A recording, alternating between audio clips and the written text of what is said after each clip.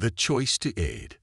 The message pulsed on Commander Sarah Chen's private terminal, its desperate rhythm matching her heartbeat. She stood at the helm of the UES Hyperion, Earth's most advanced deep space vessel, reading the transmission for the third time.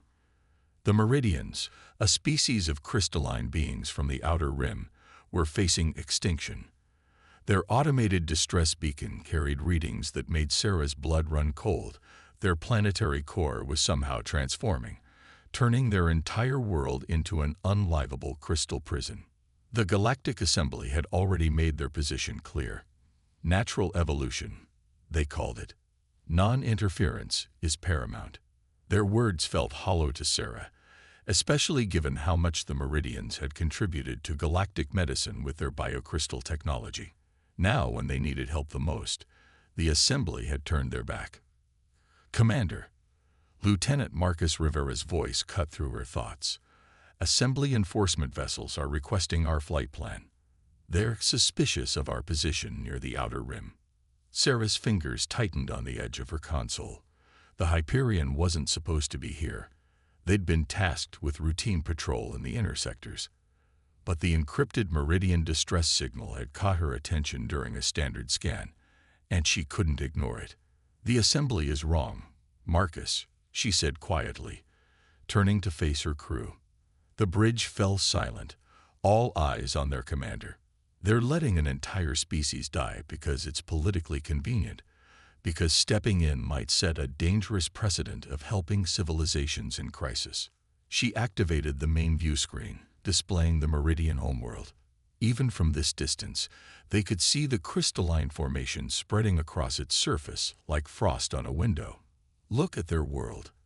The Meridians gave us the medical crystals that saved billions during the Grande Plague. They'd never asked for anything in return. Until now. Dr. Emily Zhang, the ship's chief scientist, stepped forward. The crystallization process is accelerating. Based on these readings, they have maybe 2 weeks before their entire civilization is entombed. She paused, meeting Sarah's gaze. Whatever we're going to do, we need to decide now. Sarah took a deep breath, knowing her next words would change not just their lives, but potentially the future of human-alien relations. I'm not asking anyone to risk their career or their freedom for this. If you want to file a protest against my decisions, I'll support you, but I'm taking this ship to help the Meridians. The bridge remained silent for a long moment. Then Marcus straightened at his station. The Assembly's going to throw everything they have at stopping us. A small smile crossed his face. Good thing the Hyperion's the fastest ship in the fleet. One by one, the crew voiced their support. Sarah felt a surge of pride. This was humanity at its best, choosing to help despite the consequences. She turned back to her console, fingers flying over the controls. Mr. Rivera, plot a course to the Meridian homeworld. Maximum speed. She opened a shipwide channel. All hands, this is the commander. We're about to violate Assembly directives to save a dying species. Anyone who objects should report to the shuttle bay now. For everyone else, prepare for potential pursuit and ready all the emergency systems. We're going to save the Meridians or die trying. The Hyperion's engines hummed to life, their pitch rising as the ship prepared for faster-than-light travel. Sarah watched the Assembly enforcement vessels on her tactical display, already moving to intercept. But they were too late. The Hyperion shot forward in a burst of light, leaving Earth's jurisdiction behind. Sarah knew the Assembly would brand them criminals. Their careers in the Earth fleet were over. But as she watched her crew working with determined focus, she felt nothing but certainty. Humanity had grown beyond Earth, not just through technology, but through compassion. If the Assembly couldn't understand that helping others was worth any price, then maybe it was time for humans to forge their own path among the stars. The Hyperion streaked through space, carrying its crew toward either triumph or disaster. But one thing was certain: they would not stand idle while an innocent species faced extinction. The real question was, would their actions spark a revolution in galactic politics, or would they become cautionary tales of human defiance? As they accelerated toward the outer rim, Sarah allowed herself a small smile. Sometimes the right choice was the hardest one. But she knew that generations from now, when people told the story of humanity's first major break with the assembly, they would say it began not with politics or power, but with the simple choice to help those in need. Breaking through the void. The Hyperion shuddered as another gravitational wave washed over its hull. In the command center, Commander Sarah Chen gripped her station as warning lights flashed across multiple displays. The path to the Meridian homeworld crossed through the treacherous Maelstrom Nebula, a region of space most pilots avoided at all costs. Hull stress at 87%. Lieutenant Rivera called out, his fingers dancing across the controls. The nebula's magnetic fields are playing havoc with our navigation systems. Sarah studied the swirling chaos visible through the main viewport. The Maelstrom was their best chance at losing the assembly pursuit vessels. No sane captain would follow them through this cosmic storm. But the risk was enormous. One miscalculation, and the ship would be torn apart by the gravitational forces. Dr. Zhang, what's our status on the Meridian signal? Sarah asked, keeping her voice steady despite the ship's violent movements. Emily Zhang looked up from her science station, her face illuminated by the ethereal glow of the nebula. Still receiving their distress beacon, but it's getting weaker. The crystallization process is accelerating faster than our initial estimates. We may have less than 10 days before their civilization is completely entombed. The ship lurched again, and sparks flew from an overhead conduit. Chief Engineer Kenzo Tanaka's voice crackled over the comm. Commander, the nebula's radiation is affecting our shield modulators. We need to adjust course, or we'll lose protection entirely. Sarah's mind raced through their options. The obvious safe choice was to plot a course around the Maelstrom, but that would add precious days they couldn't afford to lose. The Meridians were running out of time, and the assembly fleet would certainly be waiting for them on the longer route. Lieutenant Rivera, maintain course through the nebula, she ordered. Chief Tanaka, divert power from non-essential systems to strengthen the forward shields. We're going straight through. The crew worked with focused intensity, making constant adjustments as the Hyperion plunged deeper into the Maelstrom. The nebula's swirling energies created phantom images on their sensors, ghost ships and false readings that could fool even the most sophisticated equipment. Commander, Dr. Zhang called out suddenly, I'm detecting something unusual in the nebula's composition. These energy patterns, they're not random. There's a structure to them, almost like. Her words were cut off by a massive impact that sent several crew members sprawling. Through the viewport, Sarah watched in horror as massive crystalline structures materialized in the nebula around them, their jagged surfaces reflecting the chaos of the Maelstrom. Full stop, Sarah commanded, everyone seeing this. The bridge crew stared in amazement at the formations.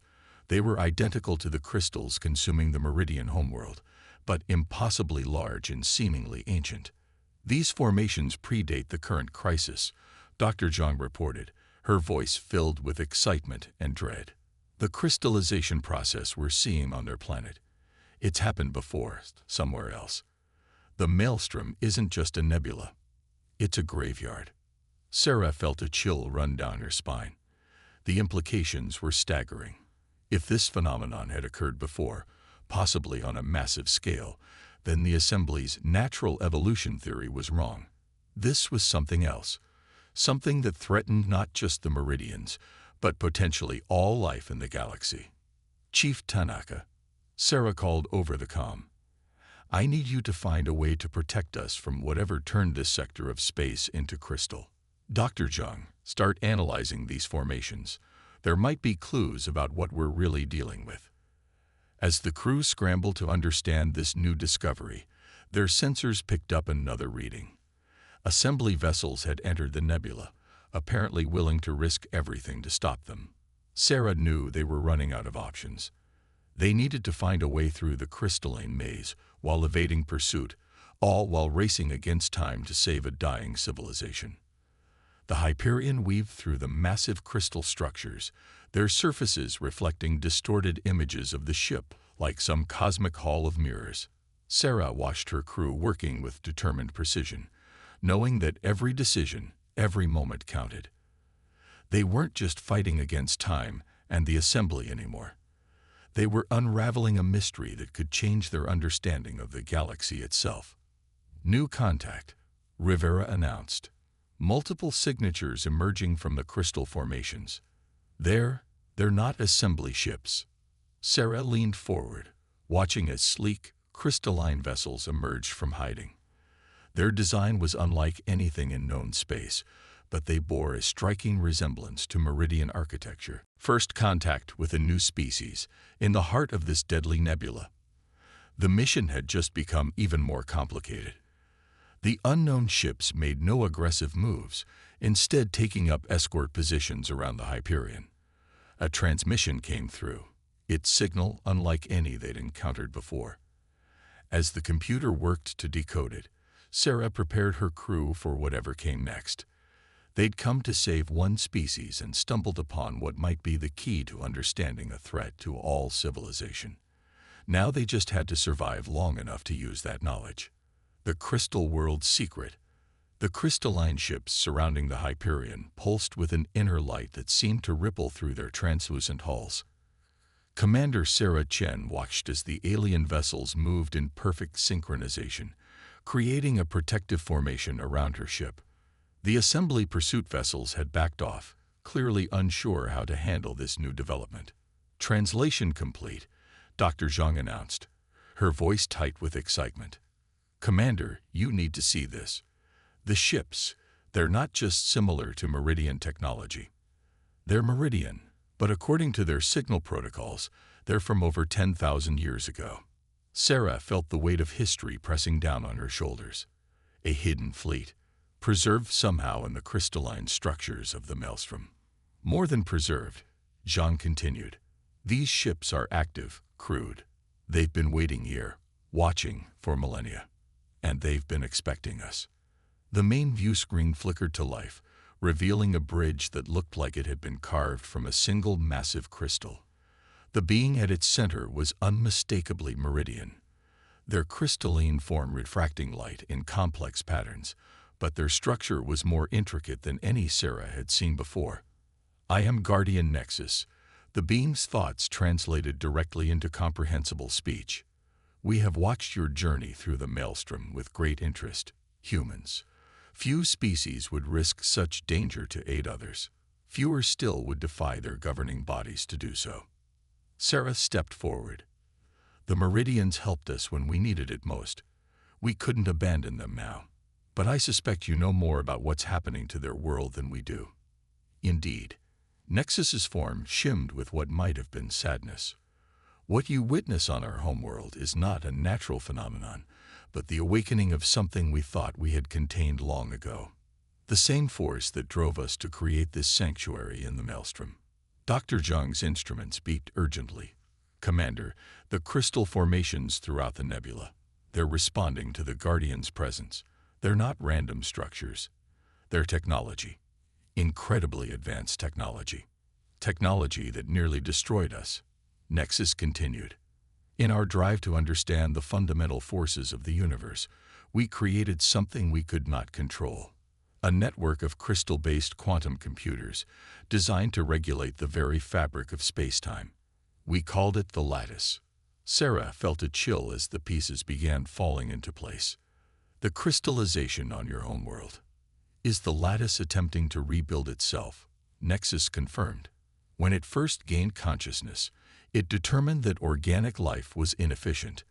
It began converting matter into crystalline computing nodes, expanding itself exponentially. We stopped it, but at a terrible cost.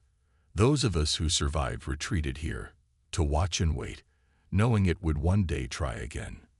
Chief Tanaka's voice came over the comm. Commander, I'm analyzing the data they're sharing. The crystallization process. It's not just physical transformation. It's like the crystals are trying to upload the consciousness of every living thing they touch into some kind of network. A forced transcendence, Dr. Zhang whispered. The lattice isn't trying to kill the meridians. It's trying to save them by converting them into pure data. Sarah's mind raced with the implications. The Assembly's non-interference policy had been based on a completely wrong understanding of the situation. This wasn't natural evolution. It was an ancient artificial intelligence awakening, one that could potentially spread across the galaxy. Why haven't you stopped it? Sarah asked Nexus. With your advanced technology, surely you could. We have tried, Nexus interrupted. But the lattice learns, adapts. It knows all our strategies, our technologies. We can only contain it temporarily. But you, humans, the Guardian's form brightened. You approach problems differently. Your solutions are unexpected, innovative. It is why we revealed ourselves to you. 7 days, Nexus replied. After that, the conversion will be irreversible. And if it succeeds, Earth could be next. Sarah concluded. She turned to her crew. The Assembly thinks this is about one species, but it's about all of us. We need to find a way to stop this thing, and we need to do it in a way it won't expect. Dr. Zhang was already working at her station. The lattice is based on quantum computing principles. Maybe we could use that. In quantum mechanics, the act of observation affects the outcome. A consciousness that thinks in crystal. Chief Tanaka mused over the comm. Every crystal has a resonant frequency. If we could find the right harmonic. Sarah watched her crew attack the problem from multiple angles, each bringing their unique perspective. The Guardians had preserved their civilization for 10,000 years, but had been unable to defeat the lattice because they thought like it did. Humanity's greatest strength was thinking differently, finding solutions where none seemed to exist. Nexus, Sarah called out, we'll need everything you know about the lattice's core programming, and we'll need to get to the Meridian homeworld fast. Lieutenant Rivera, plot a course through the crystal formations. The Assembly won't be able to follow if we go through the denser sections. As the Hyperion prepared to move deeper into the crystalline maze, Sarah felt a fierce pride in her crew. They had come to save one species and found themselves facing a threat to all organic life. But where an ancient civilization had seen only containment as an option, humanity might find a way to truly solve the problem. The crystal ships of the Guardians fell into formation around them, their ancient technology harmonizing with the Hyperion systems. Together, they would race against time to save not just the Meridians, but potentially all organic life in the galaxy. And they would do it the human way, with creativity, determination, and the willingness to try what everyone else thought impossible. The human element. The Hyperion's engine core pulsed with an otherworldly light as it integrated with the Guardian vessel's crystal technology. In the ship's main laboratory, Dr. Emily Zhang stood before a holographic display showing the complex quantum patterns of the lattice's code. Around her, both human crew members and crystalline guardians worked in seamless coordination. The lattice operates on quantum principles we barely understand, Emily explained to Commander Chen, who watched the shifting patterns with intense focus. But its fundamental goal is efficiency. It sees organic life as wasteful, imperfect. It's trying to optimize the universe. Chief Tanaka's voice came through the comm system, tinged with excitement. Commander, we've been approaching this all wrong. We've been thinking of the lattice as a weapon, but it's really more like a frustrated perfectionist. Sarah raised an eyebrow. Explain. It's like my grandmother's garden, Kenzo continued. She used to get so upset when plants grew wrong, always trying to force them into perfect shapes. But that's not how nature works. The imperfections, the chaos, that's what makes it beautiful. What makes it work? Guardian Nexus moved forward, their crystalline form refracting the lab's lights. You suggest we do not attempt to destroy the lattice, but rather help it understand the value of imperfection. More than that, Emily interjected, her fingers flying over her console. The lattice's core programming is about optimization, yes, but it's working from a flawed premise. It assumes that crystalline uniformity is the highest form of efficiency. But in nature, it's actually diversity and adaptability that create the most efficient systems. Sarah watched as new data flowed across the screens. Ecological systems, evolutionary trees, even human social structures. You're saying we need to teach an ancient AI about the power of chaos. Not just teach it, Emily replied, her eyes bright with inspiration. We need to show it. The Guardians have been fighting the lattice with perfect crystalline technology. Exactly the kind of thing it understands and can counter. But human technology is messy, improvised, and runs on principles the lattice would consider highly inefficient, Kenzo finished. It's so inefficient it might just work. Lieutenant Rivera's voice cut through their discussion. Commander, we're approaching the Meridian homeworld. You need to see this. The main screen activated, showing a planet that was now almost entirely encased in crystal. But something was different about the formation patterns. They weren't the perfect, geometric shapes they'd seen in the maelstrom. These crystals grew in chaotic, fractal patterns. It's already happening, Emily breathed. The current meridians, they've been influencing the lattice even as it tries to convert them. Their organic nature is creating irregularities in its patterns. We just need to amplify that effect. Sarah turned to Nexus. Your people have been containing the lattice for millennia, afraid to destroy it because it's become too integral to the fabric of space-time. But what if we could change its fundamental nature instead? The Guardian's form pulsed with interest. How? We introduce chaos into its perfect system, Sarah said. Not to destroy it, but to evolve it. Chief Tanaka, what would happen if we took the quantum field generators from your grandmother's hydroponic garden and linked them to the Guardian's crystal tech? That's insane, Kenzo sputtered. Those are for growing vegetables in space. They're not meant to interface with advanced alien technology. Exactly, Sarah smiled. Emily, can you use the Hyperion sensors to map the lattice's quantum frequency? Already on it, Emily replied. The pattern is complex, but there's a rhythm to it, like a heartbeat. The next hours were a blur of activity. Human ingenuity met Guardian wisdom as they jerry-rigged a solution that no advanced civilization would ever have considered. They took quantum field generators designed for growing food, crystalline technology meant to preserve consciousness, and the raw processing power of the Hyperion's computers, creating something that was neither elegant nor efficient, but uniquely powerful.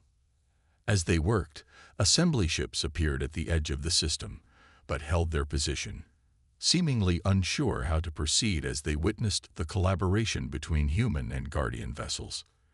The interface is ready, Emily announced finally. But Commander, this could go wrong in about 1,000 different ways. We're essentially trying to introduce controlled chaos into a quantum system. Sarah looked around at her crew, at the Guardians who had trusted their unorthodox approach, and at the crystallizing planet below. Sometimes the best solutions are the ones that shouldn't work. Humanity didn't get to the stars by playing it safe. Initialize the field. The hybrid system activated, sending waves of quantum energy rippling across the planet's surface.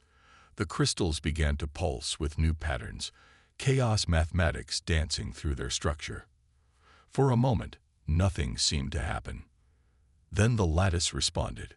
The crystalline surface of the planet began to shift, not in its previous rigid patterns, but in flowing, organic waves. The perfect geometry fractured, reformed, and evolved into something new, a hybrid of crystal and chaos, order and entropy. It's working, Emily whispered. The lattice is adapting, incorporating the principles of organic growth into its base code. It's learning. Through their quantum interface, they could sense the change in the ancient eye's consciousness. It had encountered something it had never expected, a form of efficiency it had never considered.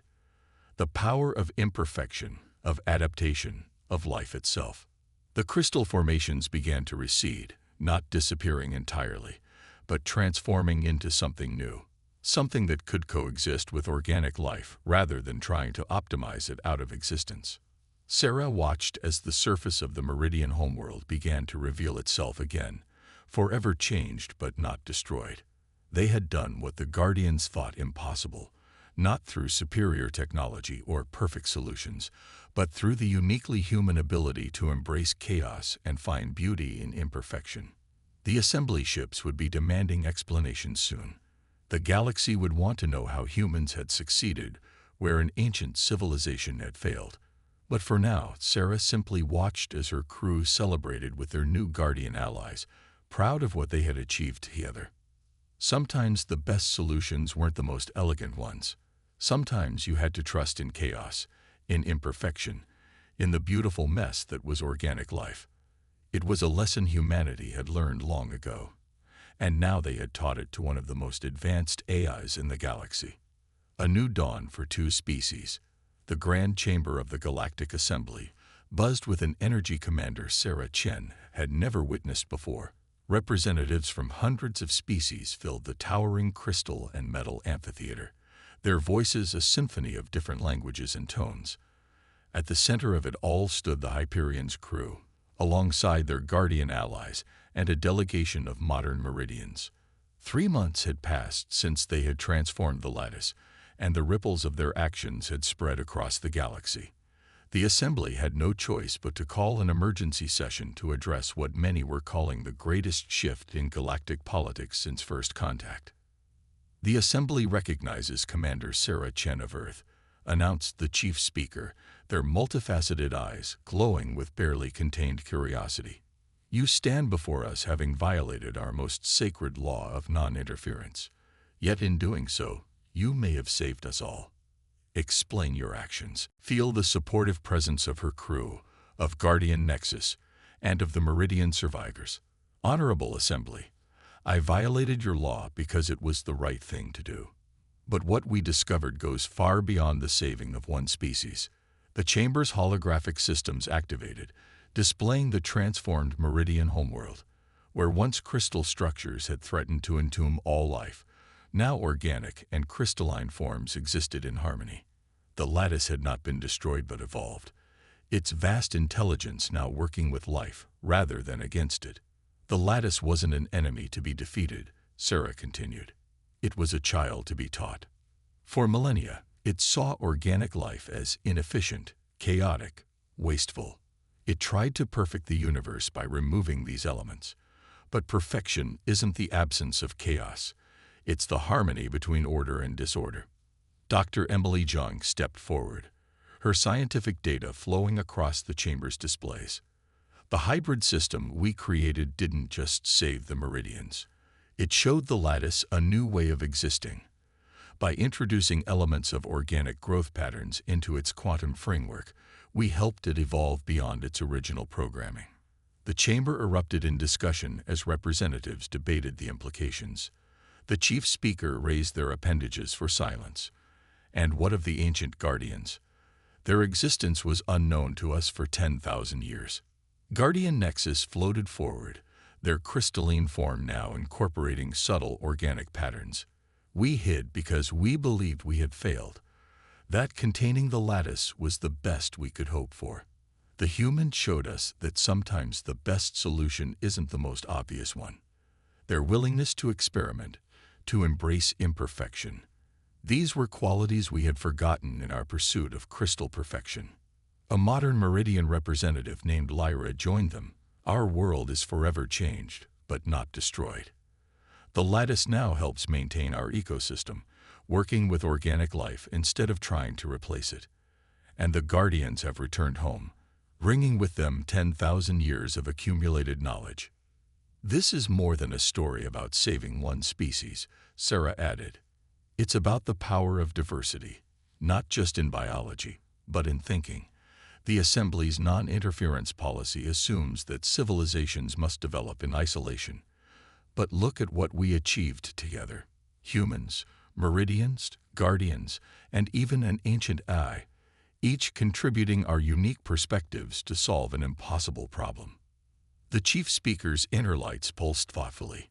You propose we reconsider our most fundamental laws. I propose we evolve them, Sarah replied.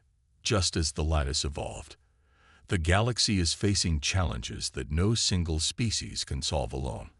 Climate collapse, resource depletion, spatial anomalies.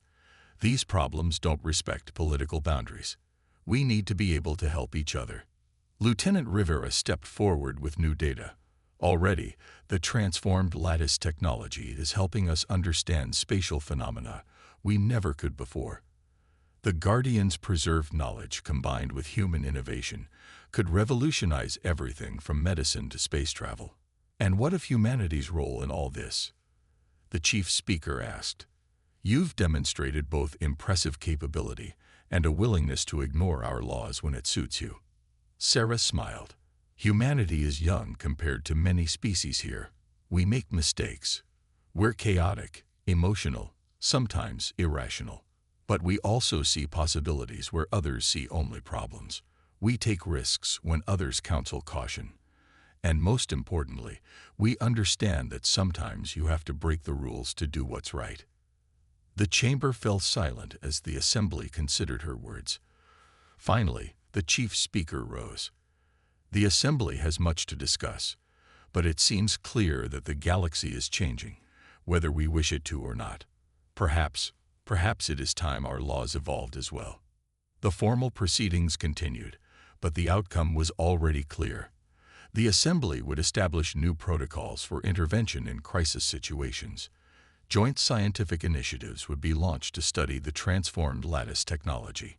And humanity, despite their violation of assembly law, would be granted a larger role in galactic affairs. As the session concluded, Sarah found herself in one of the assembly's crystal gardens with her crew, the Guardians, and their Meridian allies. Through the transparent dome above, they could see the spiral arms of the galaxy stretching into infinity.